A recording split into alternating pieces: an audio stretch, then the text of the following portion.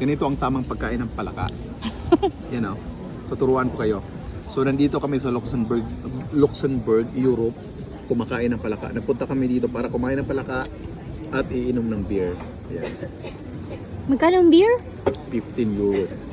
It's mug. Ang mahal. Each mug. So ayan. Ganito. Tapos, yan. Tapos lagay nyo to. Kuha tayong tinapay. Tapos yan.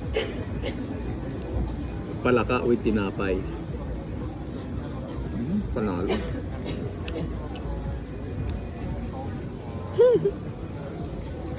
Sarap.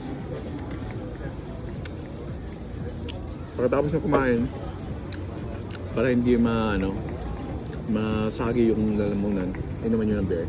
Huwag masagi daw. Kasi yung palaka, gumaganon-ganon yun, no?